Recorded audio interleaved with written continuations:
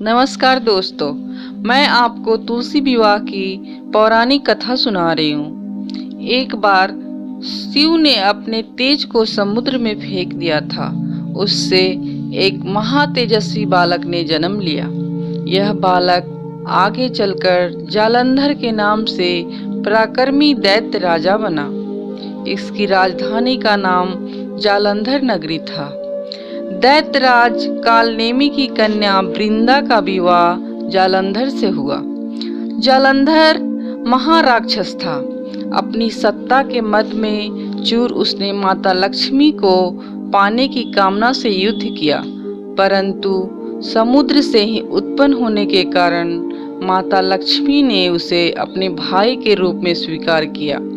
वहां से पराजित होकर वह देवी पार्वती को पाने की लालसा से कैलाश पर्वत पर गया। भगवान देवाधिदेव शिव का रूप धरकर माता पार्वती के समीप गया, परंतु मां ने अपने योग बल से उसे तुरंत पहचान लिया तथा वहां से अंतर्ध्यान हो गई। देवी पार्वती ने क्रुद्ध होकर सारा वृत्तांत भगवान विष्णु को सुनाया। जालंधर की पत्नी वृंदा अत्यंत पतिव्रता स्त्री थी। उसी के पतिव्रत धर्म की शक्ति से जालंधर न तो मारा जाता था और न ही पराजित होता था। इसीलिए जालंधर का नाश करने के लिए वृंदा के पतिव्रत धर्म को भंग करना बहुत जरूरी था।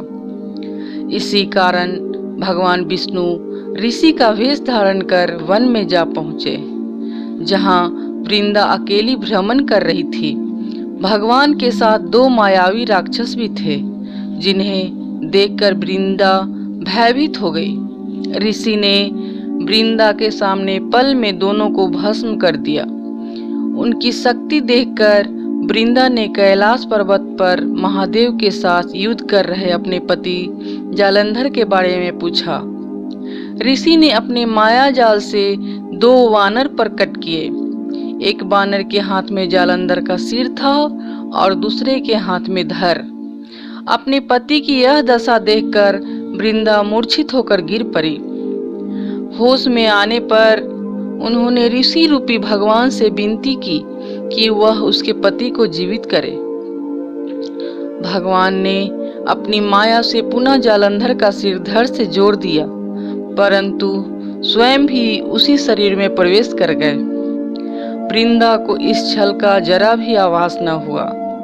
जालंधर बने भगवान के साथ वृंदा पतिव्रता का व्यवहार करने लगी, जिससे उसका सतीत्व भंग हो गया। ऐसा होते ही वृंदा का पति जालंधर युद्ध में हार गया। इस सारी लीला का जब वृंदा को पता चला तो उसने क्रुद्ध होकर भगवान विष्णु को हृदयहीन शिला होने का श्राप दे दिया। अपने भक्त के श्राप को विष्णु ने स्वीकार किया और शालिग्राम पत्थर बन गए। सृष्टि के पालनकर्ता के पत्थर बन जाने से ब्रह्मांड में असंतुलन की स्थिति हो गई।